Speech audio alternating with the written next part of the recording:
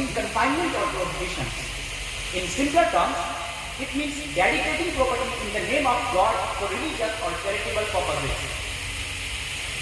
In Islam, just as worship and servitude to Allah hold special importance, so does helping others. That is why, along with the prayer and fasting, the commands for zakat and sadaqatul fitr are also given.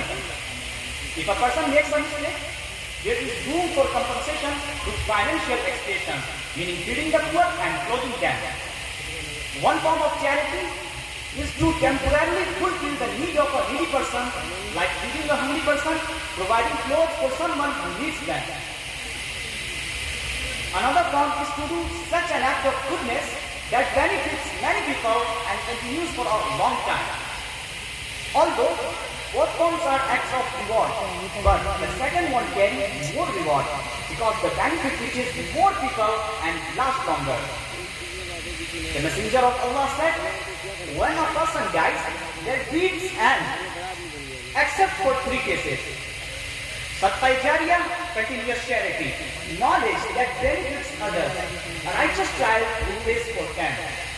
Here, Sadaqah Jariyah refers to such an act done by a person that continues to benefit others even after their death, like contributing to the construction of mosques, educational institutions, publishing religious books, or doing any good deed for travelers and orphans. All such good deeds are included in Sadaqah Jariyah. Another form of Sadaqah Jariyah is waqf, where the original asset is retained and its benefits are spent on the deserving as per the donor's wish. This shows the importance and reward of waqf. Dear audience, it's clear that neither the property of donor remains with him after waqf, nor does it belong to the trustee or those who benefit from it. The concept of waqf in Islamic law is that it belongs directly to Allah. In Islam, not only worship is a rewarded act, but also serving humanity. Therefore, the scope of waqf is very wide. For example, just as endowing things that benefit the poor is valid, so is the waqf, from which both poor and rich people can benefit. Even creating waqf for one's own children is correct. Thus, madrasas, mosques, orphanages, charitable organizations for the aid of the poor, religious or modern educational institutions, publishing religious books and organizations established for such purposes are all waqf property. Because of the importance of waqf, Muslims have always enjoyed properties for various good deeds. There is a bright history of this in the Muslim community.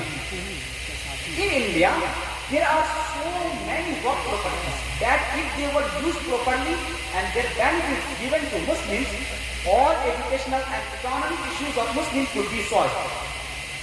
Currently, due to mismanagement, about 50% of waqf properties are occupied by the government and non-Muslim citizens.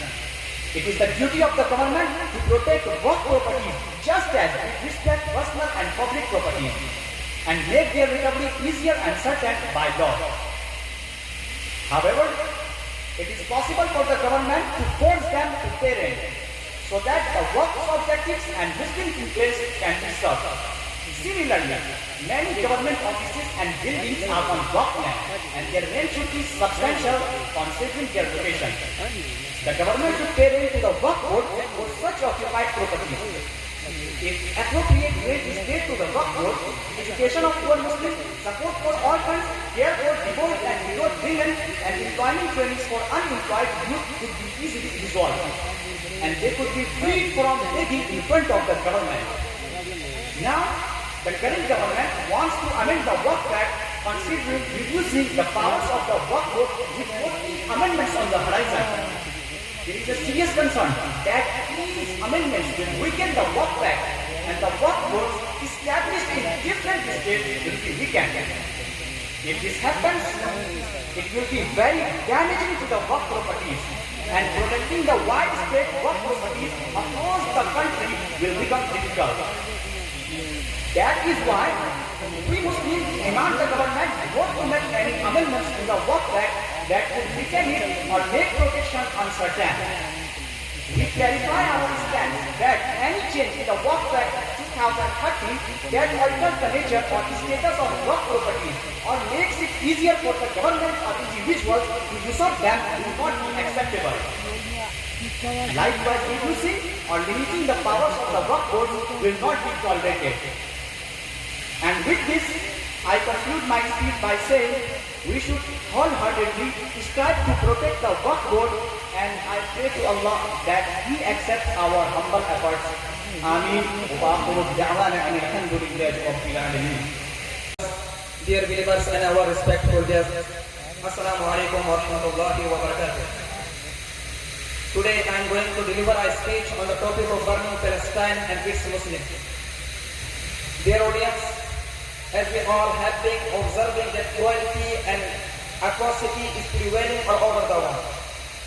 The big oppresses the small and the strong oppresses the weak.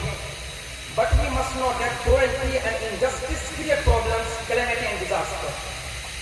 Dear audience, Allah subhanahu wa ta'ala has threatened oppressor with a painful and severe punishment in the Holy Quran.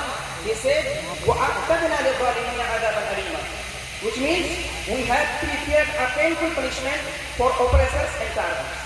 He said in another place, وَلَا تَحْسَبَنَّ اللَّهَ غَافِلًا عَمَّا يَعْمَلُ الظَّالِمُونَ إِنَّمَا يُؤَخِّرُهُمْ لِيَوْمٍ تَشْخَصُ فِيهِ الْأَبْصَارُ مُهْطِعِينَ مُقْنِعِي رُءُوسِهِمْ لَا يَرْتَدُّ إِلَيْهِمْ طَرْفُهُمْ وَأَفْئِدَتُهُمْ هَوَاءٌ. Consider not that Allah is unaware of that which the wrongdoers do, but He gives them respite up to a day when the eyes will stare in horror.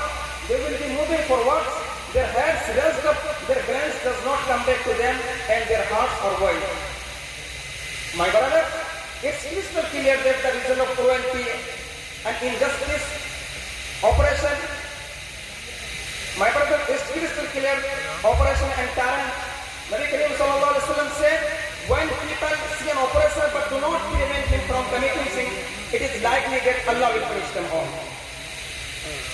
My dear audience, as you know very well what is happening to Palestinians and Masjid al-Aqsa for the last more than a year, you must know what Israel is committing against from civilians, particularly innocent children, women and innocent civilians, particularly genocide and terrorism. It destroys the Holy Land, holy mosques, kill numerous children, women and innocent civilians, bombard countless hotels, shops, mosques, schools and even hospitals. But people around the world, including the United Nations organization, so-called humanitarians and Muslim countries, are together being deaf, damned, lame and paralyzed.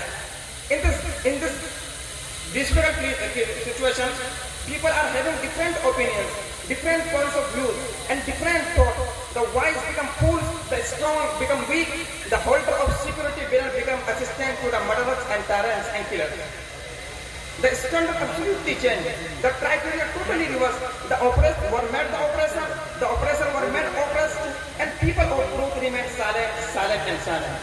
They are at peace in their homeland, while the people of Gaza are oppressed and killed, bombarded, tortured, persecuted and buried in the grave.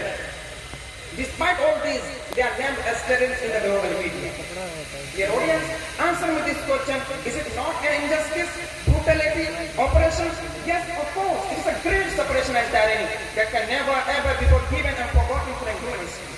So every believer who has a spark of faith in his heart and believes in the day of judgment and looks up at humanity and gives value must stand against the extremist, deceitful and unjust Israelis and rise up against their control over Palestine with everything he can.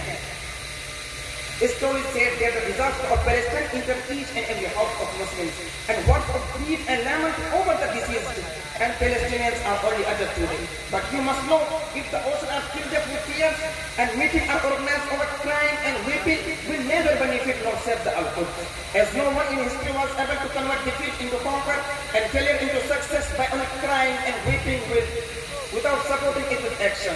Were the conquerors and predecessors able to do so?